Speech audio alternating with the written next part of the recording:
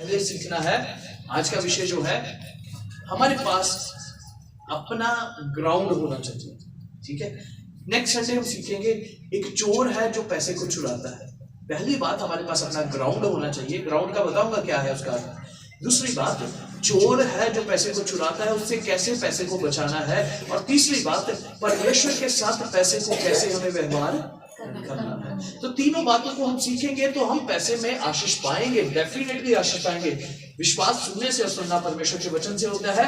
और जो वचन को नहीं मानता वो ऐसे मनुष्य के समान है जो मानो दर्पण के सामने अपना चेहरा देखता है, वापस चला जाता है और भूल जाता है कि वो कैसा दिखता है। वचन के साथ हमें काम करना सीखना है। सबसे पहले सुनना है ताकि आपका विश्वास बढ़े और उस वचन के अनुसार काम करना है। जो लोग काम करेंगे उनका जीवन आशीष पाएगा, जो लोग काम नहीं करेंगे उनका जीवन आशीष नहीं पाएगा। क्योंकि आशीष कहां से आती है? वचन से। तो आज का वचन भी आपके जीवन के लिए आशीष का कारण होगा, मैं विश्वास करता हूं। सबसे पहले हम देखेंगे ग्राउंड का क्या अर्थ है। हमारे पास अपना ग्राउंड होना चाहिए। मेरे साथ पढ़िए व्यवस्था विवरण अध्याय 28 वचन 12। यहोवा तेरे लिए अपने आकाश रूपी उत्तम भंडार को खोलकर तेरी भूमि पर समय पर में बरसाया करेगा और तेरे सारे कामों पर आशीष देगा। और तू भुतेरी जातियों को उधार देगा, परंतु किसी से तुझे उधार लेना ना पड़ेगा। धन्यवाद।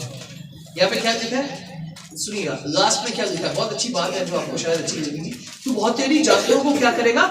उधार देगा, पर तुझे उधार देना ना पड़ेगा। उधार देने वाले निकलना चाहते हैं इस बात से। कभी कभी सबको लेना पड़ता है, ऐसा नहीं है। कभी कभी सबको लेना पड़ता है, पर कई बार हमें हमेशा लेना पड़ता है। आप उधार लेने वाले नहीं पर देने वाले बनना चाहते हैं, कैसे बनेंगे?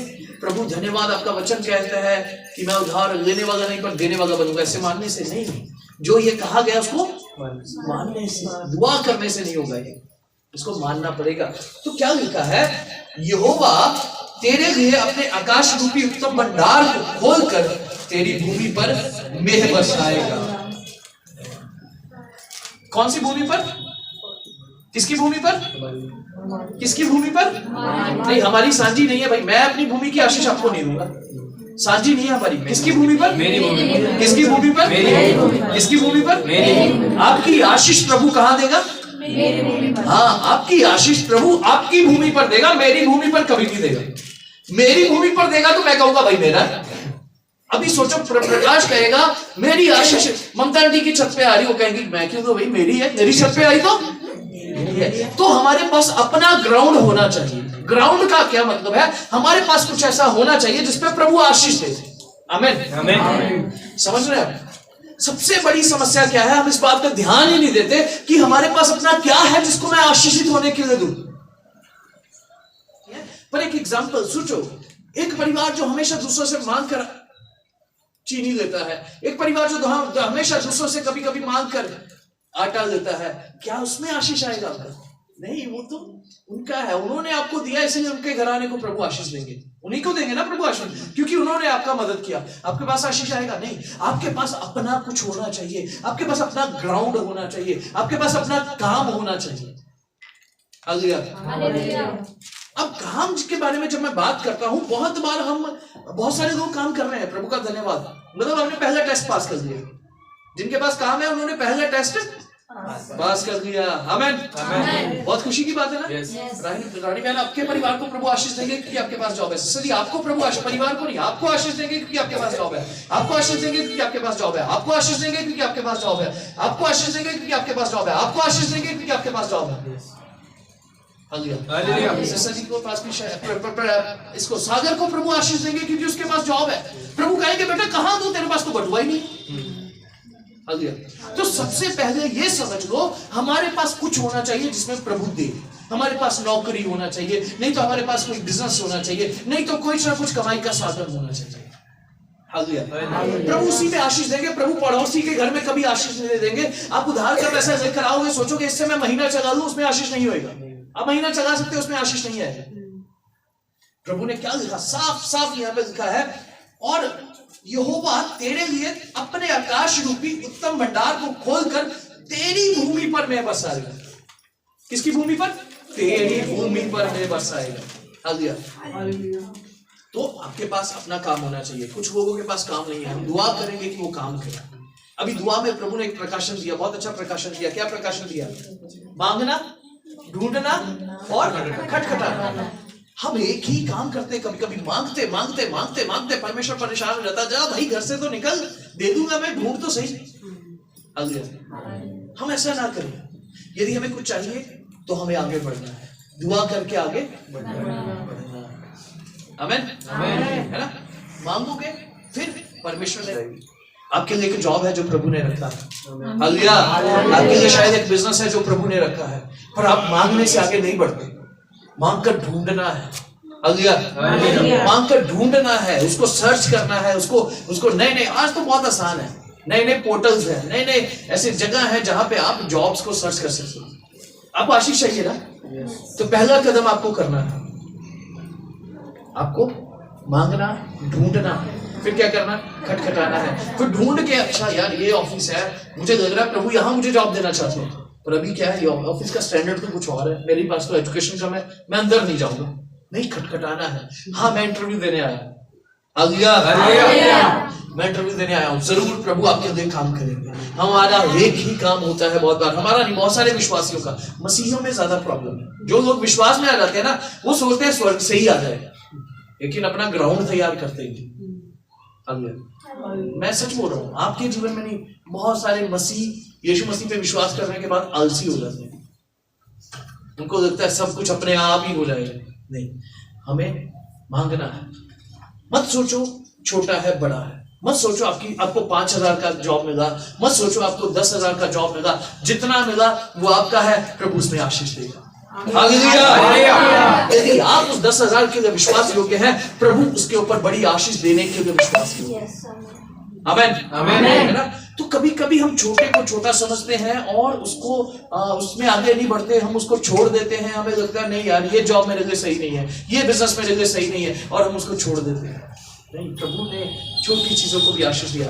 बाइबल के अंदर एक विधवा थी, उसके पास क्या था? कुप्पी में थोड़ा सा तेल था। उस प्रभु के दास ने क्या कहा? जाके पड़ोसियों से बर्तन लिया। क्या प्रभु के दास ने कहा जाके बर्तन लिया, जो तेल लेके आ दूसरों से? नहीं, उसने पूछा तेरे पास क्या है, तेरी ग्राउंड क्या है?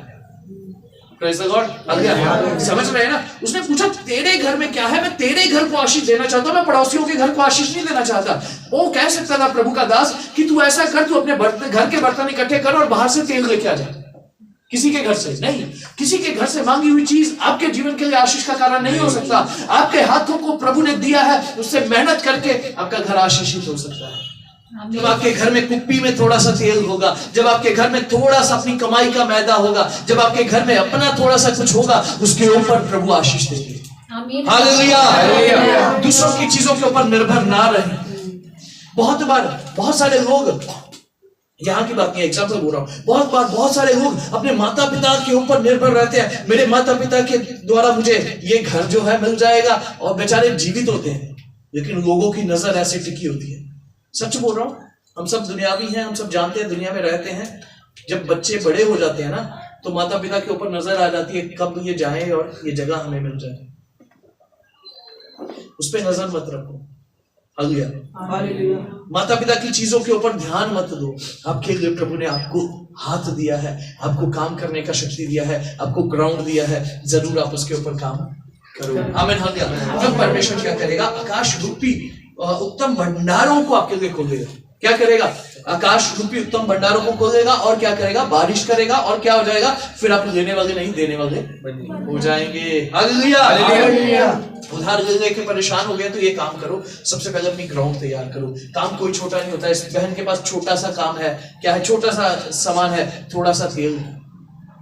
काम कोई छोटा बड़ा नहीं होता, पर हर एक व्यक्ति को काम करना चाहिए। यदि आपकी काम करने की उम्र है तो हर एक व्यक्ति को काम करना चाहिए, क्योंकि प्रभु देखना चाहते हैं, मेरे बेटे मैं तुझे आशीष देना चाहता हूँ। कई लोगों को प्रभु आशीष देना चाहते हैं, प्रभु वेट कर रहे हैं, बारिश तैयार है, प्रभु का हाथ तैयार है। हाथ एग्जांपल, प्रभु के हाथ से बारिश आएगी, प्रभु का हाथ तैयार है, बारिश प्रभु के हाथ में भरी हुई है, लेकिन प्रभु देख रहे हैं कहाँ है इस भाई की ग्राउंड, कहाँ है, कहाँ पे ये जॉब कर रहा है, मैं इसको आशीष करूं, कहाँ ये बिजनेस कर रहा है, मैं इसको आशीष करूं। पर नहीं है, दुआएं करते जा रहे हैं। पास्टर बूढ़े हो गए और कुछ भी हुआ नहीं है, उपवास कर करके आधे रह गए। मैं तो मोटा हूं, कई पास्टर आधे हो गए उपवास कर करके, आशीष नहीं है। पास्टर परेशान है, शायद मुझ में शक्ति कम हो गई। चर्च के कई और लीडर्स हैं, वो परेशान है क्या हो रहा है। हमें ये नहीं पता कि कलीसिया के लोग अपना ग्राउंड तैयार नहीं कर रहे। प्रभु कहां आशीष दे, वो उनके पास जगह ही नहीं है, उनके पास वो काम ही नहीं है, उनके पास वो बिजनेस ही नहीं है, उनके पास वो जॉब ही नहीं है। कहां प्रभु फाइनेंशियल ब्लेसिंग्स दे। तो सबसे पहले ग्राउंड तैयार करना है। आमीन। सबसे पहले काम के लिए तैयार होना है। कैसे काम के लिए तैयार होना है? रोज दुआएं नहीं करना, दुआ करना, मांगना, ढूंढना और खटखटाना। आमीन। छोटी छोटी बातों से अपनी जॉब को मत छोड़ो, छोटी छोटी बातों से अपने काम को मत छोड़ो। ये बड़ी आशीष है कि आपको ऐसा काम प्रभु ने दिया जिसमें से आप कुछ हाथ में ले रहे हैं। आमीन। आप 5,000, 7,000, 10,000 भी ले रहे हैं, ये प्रभु की आशीष है। प्रभु उसमें बरकत देगा, उसमें बने रहना चाहिए। Praise the Lord. ठीक है, तो सबसे पहले ग्राउंड होना चाहिए। तो क्या होगा? प्रभु के आकाश रूपी भंडार तभी खुलेंगे, ठीक है ना? नहीं तो बंद रहेंगे। उसके जीवन में आशीष नहीं आएगा जो काम नहीं करता। जो काम करता है वो खुश हो जाओ, प्रभु का धन्यवाद। और आज का वचन आपके जीवन में और कुछ बातें सिखाएगा और आपको और आशीष मिलेगा, ठीक है? और क्या होगा? वो उधार देगा, उधार देने की जरूरत नहीं पड़ेगी। सेकंड बात क्या करना चाहिए? फिलिप्पियों 4:10 वचन से 13 वचन तक। मैं प्रभु में बहुत आनंदित हूँ कि अब इतने दिनों के बाद तुम्हारी चिंता मेरे विषय में फिर जागृत हुई है। निश्चय तुम्हें आरंभ में भी इसका विचार था, पर तुम्हें अवसर ना मिला। यह नहीं है कि मैं अपनी गति के कारण ये कहता हूँ, क्योंकि मैंने ये सीखा है कि जिस दशा में हूँ उसी में संतोष करूँ। मैं दीन होना भी जानता हूँ और बढ़ना भी जानता हूँ। हर एक बात और सब दशाओं में मैंने तृप्त होना, भूखा रहना और बढ़ना घटना सीखा है। जो मुझे सामर्थ्य देता है उसमें मैं सब कुछ कर सकता हूँ। धन्यवाद। ठीक है, प्रभु आशीष दे। यहाँ पे कौन है? संत पौलुस, परमेश्वर का दास है पौलुस, और वो कुछ बात को सिखा रहा है। वो क्या कह रहा है? मैं प्रभु में बहुत आनंदित हूँ। क्या सीखना हमें? हमारे पास काम है, नौकरी है। जिनके पास नौकरी है वो सुने ध्यान से, जिनके पास नहीं है वो पहले नौकरी ढूंढे, ठीक है? फिर इस दूसरे पॉइंट को अपने जीवन में लागू करें। जिनके पास नौकरी है, पौलुस के पास एक काम प्रभु ने दिया था। पौलुस की एक नौकरी थी, क्या थी? प्रभु की सेवा करना। पौलुस क्या कह रहा है वहां पे? मैं आनंदित हूं, मैं उस नौकरी में आनंदित हूं। यहाँ पे पौलुस कह रहा है मैं अब इतने दिनों के बाद तुम्हारी चिंता मेरे विषय में जागृत हुई है। पौलुस के जीवन में भी तंगी और परेशानी आता था, आर्थिक परेशानी आता था। पौलुस भी कभी कभी आर्थिक तौर से परेशान हो जाता था, लेकिन काफी समय के बाद फिलिप्पियों की कलीसिया ने पौलुस को कुछ सहायता किया है, आर्थिक सहायता किया। पौलुस कहता है धन्यवाद तुमने मेरा सहायता किया, पर मैं कभी निराश नहीं हुआ। मैं अपनी जॉब में कभी निराश नहीं हुआ। मैं अपनी जॉब को प्यार करता हूं, मैं अपनी जॉब को पसंद करता हूं। दूसरा पॉइंट आप याद रखना, जो काम आपके पास है उस काम में कभी निराश होना नहीं। यदि आपको चाहिए फाइनेंशियल ब्लेसिंग्स, आर्थिक आशीष चाहिए, तो आपको आपके काम को आपको आनंद के साथ करना चाहिए। आमीन।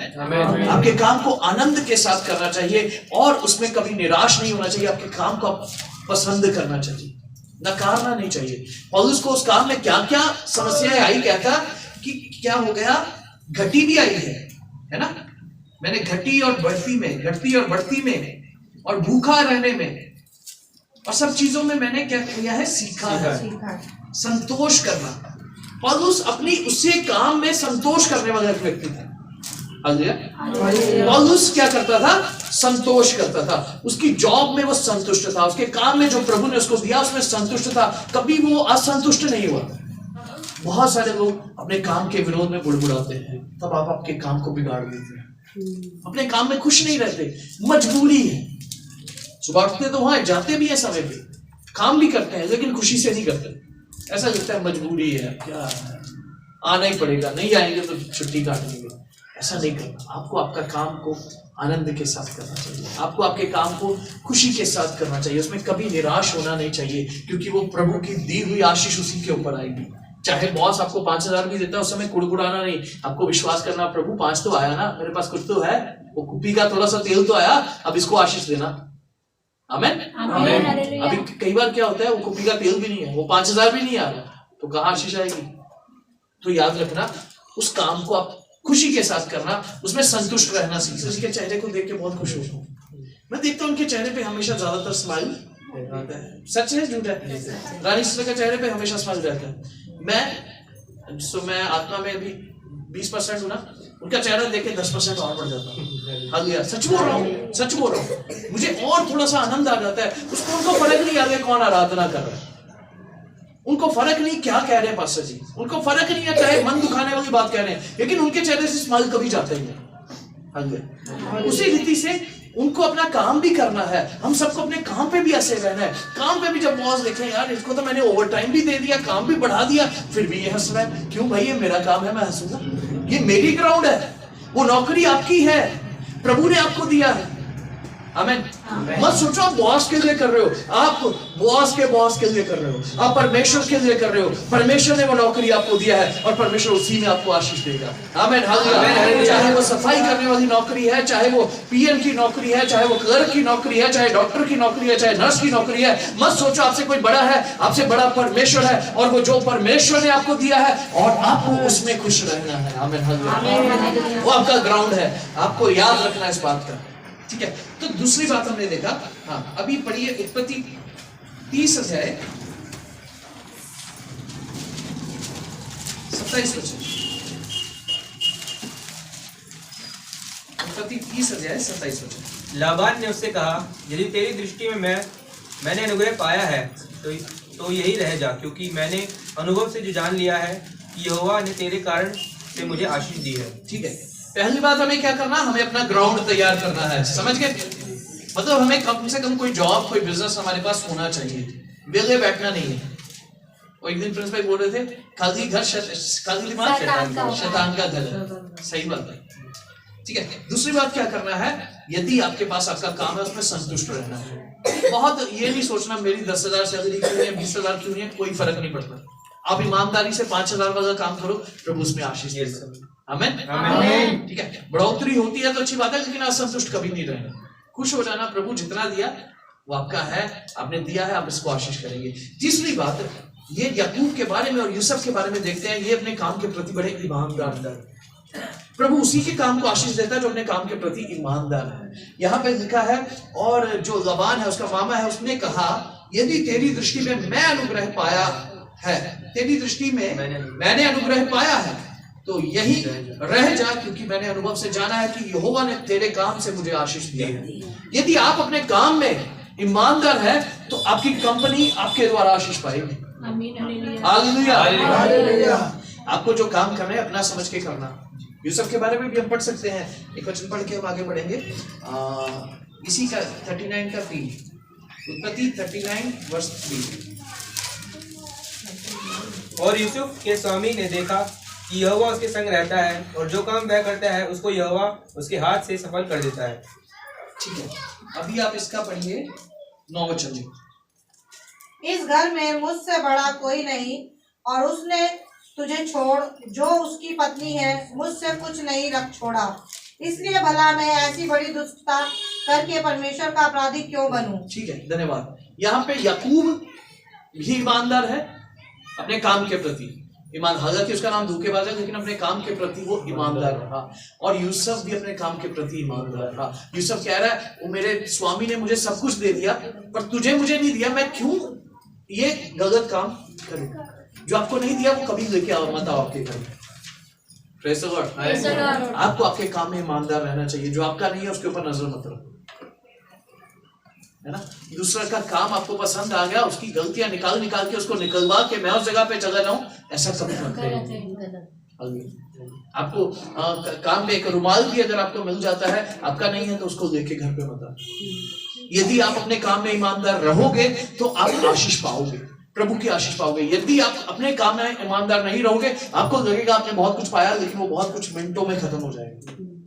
जो लोग ईमानदार नहीं है ना, मैंने देखा उनके जीवन में अचानक से बीमारी आएगी, अचानक से कोई परेशानी आ जाएगी, उनकी दुर्घटनाएं होती रहेंगी, वो बार बार बीमार होते रहेंगे, नहीं तो कहीं ना कहीं से उनका पैसा वो निकल जाएगा,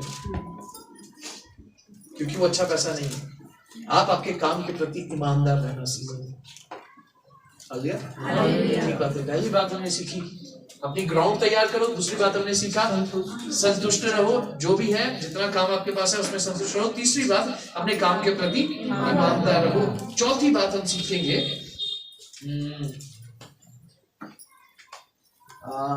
उत्पत्ति 1 अध्याय 28 वचन।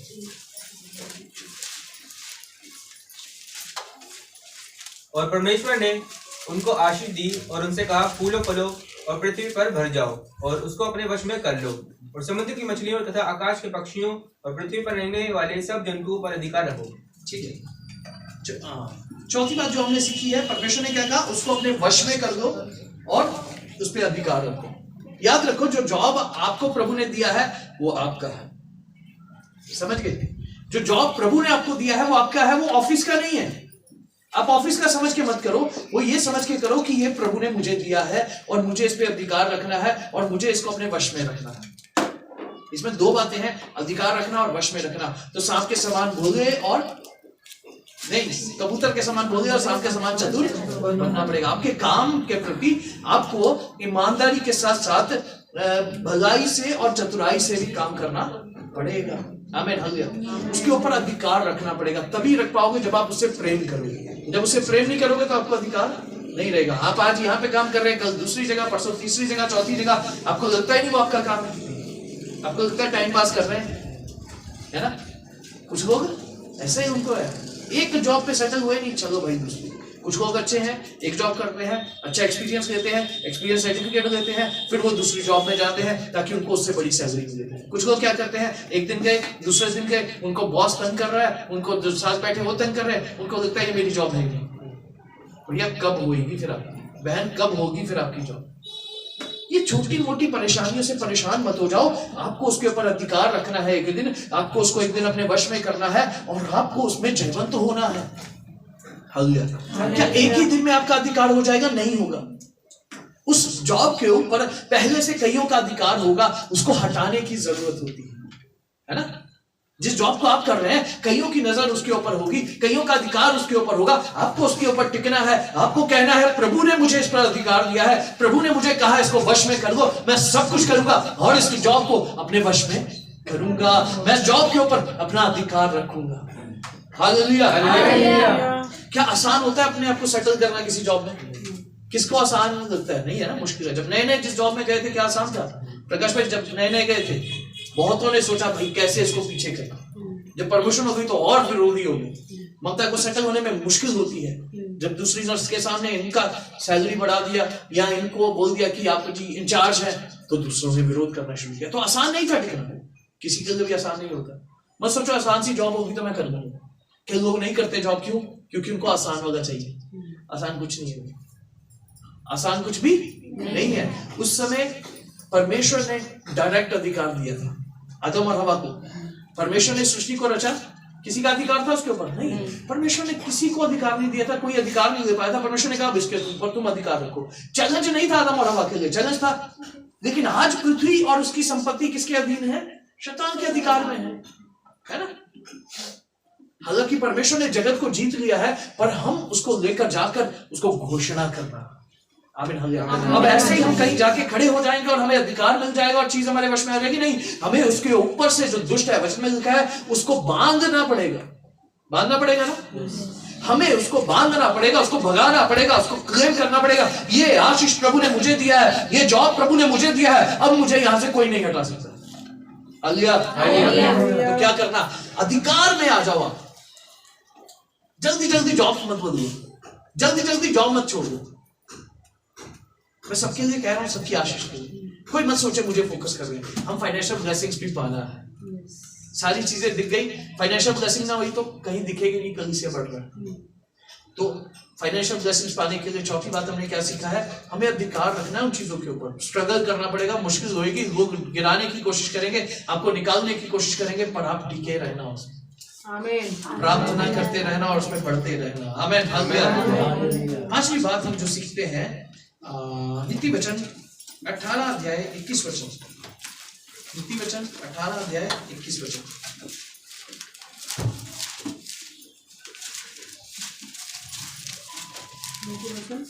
18 का 21। जीव के वश में मृत्यु और जीवन दोनों होते हैं, और जो उसे काम में लाना जानता है वह उसका फल भोगेगा। धन्यवाद। तो जो पांचवी बात हम सीख रहे हैं, हमारे कामों के ऊपर हमें अपनी जुबान को कंट्रोल करना सीखना चाहिए। क्योंकि इसमें क्या है? जीवन और मृत्यु। कई बार हम अपनी जुबान की वजह से अपने कार्यों को खराब कर बैठते हैं। हालेलुया। जुबान को बहुत सारी चीजों में हम इस्तेमाल कर सकते हैं। जुबान को यहाँ पे लिखा है जीवन और मृत्यु दोनों उसके ऊपर है। आप आपकी जॉब को श्रापित भी कर सकते हैं और आप आपकी जॉब को आशीषित भी कर सकते हैं। आप बार बार अपनी जॉब के बारे में बुड़बुड़ा के, बार बार उस ऑर्गेनाइजेशन के बारे में या फैक्ट्री के बारे में या जहां पे आप जॉब कर रहे हैं उसके बारे में बुड़बुड़ा के, उसके बारे में बुरा बोल बोल के आप ना केवल उनको श्रापित कर रहे हैं, आप जहां खड़े होंगे आप उसको भी श्रापित कर रहे हैं। किसी फैक्ट्री में आप काम कर रहे हैं, फैक्ट्री का काम घट गया, कम हो गया, तो आप बुड़बुड़ाना शुरू करते हैं, कैसी है, कुछ भी हम बोलते हैं, मत बोल दे, उसको आशीष दे। अब्राहम को परमेश्वर का जिसको तू आशीष देगा उसको मैं आशीष दूंगा, जिसको तू श्राप देगा उसको मैं श्राप करूंगा। प्रभु ने वही शब्द आपके मन में डाला है, आपके जुबान में डाला है। अपने ऑर्गेनाइजेशन को, अपने हॉस्पिटल को, अपनी फैक्ट्री को, अपने दफ्तर को कभी श्रापित मत करें, कभी उसके विरोध में कुछ मत कहें। जो आप कहेंगे वो हो जाएगा, क्योंकि आप प्रभु के बेटे और बेटियां हैं। हालेलुया। हम बुड़बुड़ाते रहते हैं, 10 दिन सैलरी लेट हो गया, कोई बात नहीं, दुआ करो प्रभु समय पे मिल जाए, लेकिन हम 100 बातें बोल देते हैं, कई कुछ बोल देते हैं। पहली बात, अपने काम को श्रापित मत करो, अपनी उस जगह को श्रापित मत करो। यदि कहा ना, एक बात याद रखना, अभी समय होगा तो हम दुआ करेंगे, समय नहीं होगा तो घर जाके दुआ करना। यदि आपने आपके ऑफिस के बारे में, आपकी फैक्ट्री के बारे में कुछ भी गलत कहा, प्रभु से माफी मांगो, प्रभु हमें क्षमा करें। वो जगह आपने हमें दिया है, वो आशीष पाना चाहिए।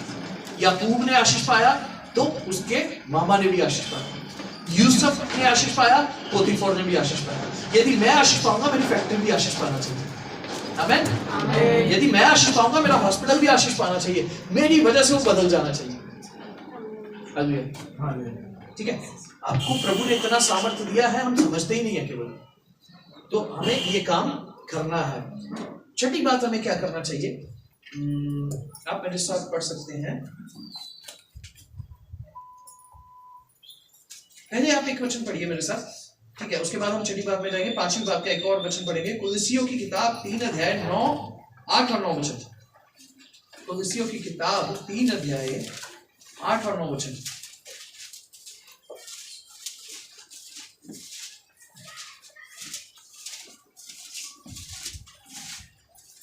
और अब तुम भी इन सबको अर्थात क्रोध, रोष, बैर भाव, निंदा और मुंह से गालियां बकना, ये सब बातें छोड़ दो। एक दूसरे से झूठ मत बोलो, क्योंकि तुमने पुराने मनुष्यत्व को उसके कामों समेत उतार डाला है। ठीक है, धन्यवाद। 8 और 9 एक बार सुनिएगा दोबारा, क्या कहा है। पर अब तुम भी इन सब को अर्थात क्रोध, अब इधर ध्यान दीजिएगा, ये बातें नॉर्मली हमारे जीवन में नहीं होना चाहिए और ना ही हमारे काम में होना चाहिए, पर ये बातें ज्यादा कहाँ होती है, हमारे काम में ही होती है। क्रोध आ गया किसी के ऊपर, आ जाता है ना, तो साथ काम कर रहा है, उसके ऊपर गुस्सा आ जाता है बड़ी जल्दी। फिर क्या आ जाता है, यदि कोई अच्छा काम कर रहा है तो रोष, वैर भाव आ जाता है, अब मुझसे अच्छा कर रहा है तो शायद मेरे नंबर कट जाएंगे, ऐसा एक वैर भाव आता है। निंदा और मुंह से गालियां बकना, ये सब बातें छोड़ना पड़ेगा। जिसको अपने काम को आशीषित होते हुए देखना है, आपके काम या आपके जीवन के अंदर से ये बातें निकालना पड़ेगा। खासकर आज मैं बिजनेस की बात कर रहा हूँ या जॉब की बात कर रहा हूँ, तो याद रखना आपके काम के अंदर से ये बातों को निकालना पड़ेगा। क्रोध मत करो अपनी जॉब में, कुछ काम आपको टफ दे दिया, क्रोध मत करो, कोशिश करो, कर दो। हालेलुया। प्रभु का वचन क्या कहता है, यदि तेरे पास 2 कुर्ते हैं, कोई तुझसे एक मांगे तो उसको दे दे। यदि तुझे कोई 1 मील तक ले जाए तो उसके साथ 2 मील चला जा। यदि आपके बॉस ने, यदि आपके काम जो आपसे काम लेते हैं, यदि 10 रुपए का काम कहा है, यदि 50 का कह देगा तो कर दो। हालेलुया। हम अपनी नम्रता से पहचाने जाने चाहिए। आमीन, आमीन। हम अपनी नम्रता से पहचाने जाने चाहिए, हम अपने साफ दिल से पहचाने जाने चाहिए। जल्दी क्रोध मत करो, जल्दी वैर मत रखो किसी के साथ। बहुतों की जॉब खराब हो चुकी है क्योंकि ये गंदगी अपने अंदर लेके जाते हैं और उस गंदगी के कारण शैतान उनके विरोध में काम करता है। आपको पता है, हम खुद शैतान को अवसर देते हैं। क्रोध किसकी ओर से आता है, साफ साफ लिखा है, वो क्या है, झूठों का पिता है और क्रोध करना उसका स्वभाव है। तो आप जब कहां जा रहे हैं, आपको क्रोध ज्यादा आता है, बड़ी जल्दी गुस्सा आ जाता है, तो क्या कर रहे हैं आप, शैतान को लेके जा रहे हैं। फिर क्या करेगा वो, दूसरे की आशीष थोड़ी चुराएगा, मसीहियों की आशीष चुराएगा। दूसरा जो काम कर रहा है उसको देगा, भाई इससे छीनो, उसको दे दो, कोई बात नहीं, इससे छीन लो, ये मसीह बेटी है ना, ये मसीह बेटा है ना, ये बड़ा मसीह के बनते हैं ना, देख अभी इसके जीवन में ये क्रोध आया, अभी वैर भाव आया, अभी दोष रहा है, अभी निंदा आई, चलो भाई मुझे अवसर मिल गया। उसके लिए रास्ता खुल जाता है और आप आपके जीवन की आशीष से वंचित हो जाते हैं। जब आप जॉब करते हैं, जहां आप जॉब करते हैं वहां पे आपके कैरेक्टर को सही रखो, ऐसे पाप और ऐसी गलतियां मत करो ताकि आपके जीवन के अंदर आशीष को बना रहे। आमीन। जब आप ऐसी गलतियां करती है तो शैतान दूसरों को आपके विरोध में कभी कभी खड़ा कर देगा। आप तो माफी मांग के आपको लगेगा मैं छूट गया, और दूसरों को आपके विरोध में खड़ा कर चुका होता है। आशीष चाहिए तो ये सारे गंदे स्वभाव हमारे जीवन से निकालना चाहिए। आमीन। छठी जो बात हम पढ़ेंगे, राजा अध्याय 3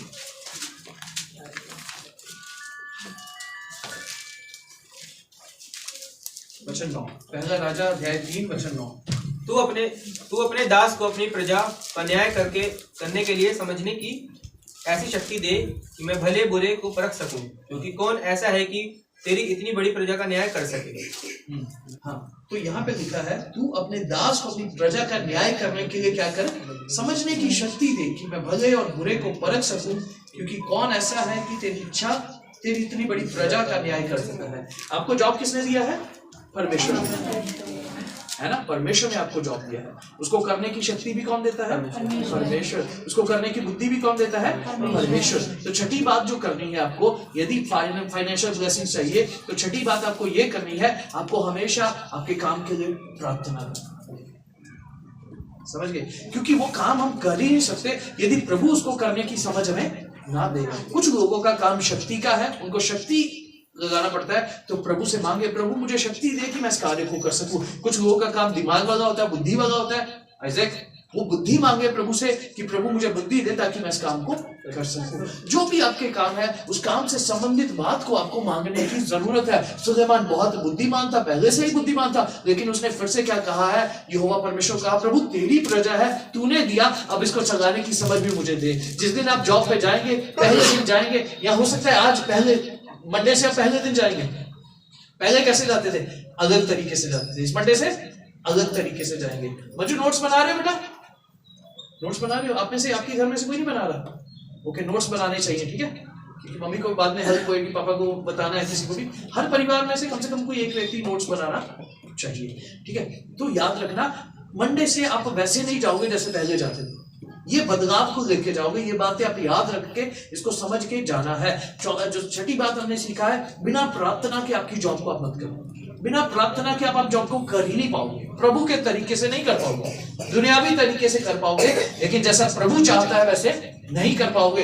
प्रभु से सुलेमान ने बुद्धि मांगा, प्रभु ने कहा मैं तुझे बुद्धि देता हूं, इसलिए जो काम मैंने तुझे दिया उस काम को करने के लिए।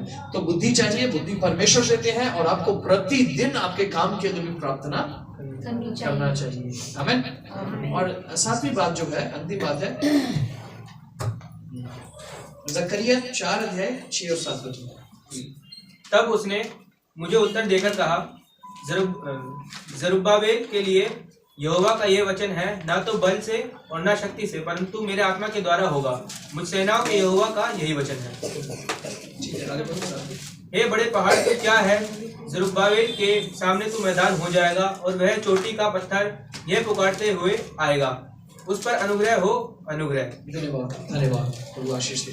यहाँ पर एक व्यक्ति है जरुब्बाबेल, और प्रभु उसके बारे में भविष्यवाणी दे रहे जकरिया को कि उससे क्या क्या है? ये ना तो बल से होगा ना शक्ति से होगा, पर मेरी आत्मा से होगा। क्या होगा कि उसके सामने जो पहाड़ है वो मैदान हो जाए। आपके जीवन में जो रुकावट है उसको हटाना चाहिए। कैसे हटाएंगे? पवित्र आत्मा के द्वारा। पहला ये प्रार्थना करना आपकी जॉब के लिए कि आपको समझ और बुद्धि मिले, आप उस जॉब को कर सको। दूसरा ये प्रार्थना करना उस जॉब के विरोध में बहुत सारे पहाड़ हैं, बहुत सारी ऐसी बातें हैं, ऑब्स्टिकल हैं, रुकावटें हैं, वो परमेश्वर हटाए। हालेलुया, है ना। कभी कभी हम दुआओं को समझते नहीं कैसे करना है। ये दोनों बातें आपकी जॉब के लिए आपको करना पड़ेगा। तो उसको करने के लिए बुद्धि मांगना, दूसरा उसके उस जॉब के विरोध में, उस बिजनेस के विरोध में जो रुकावटें हैं उसको हटाने के लिए भी प्रार्थना करना है। आमीन, हालेलुया। यदि ये 6-7 बातें आप करेंगे तो आप आपके जीवन में एक अलग आशीष को देखना शुरू करें। नेक्स्ट संडे हम देखेंगे कैसे चोर आपकी आशीष को चुरा रहे हैं, ठीक है। उसके लिए तैयार रहें, प्रभु जरूर उसके द्वारा आपको आशीष देंगे। आइए आंखें बंद करें।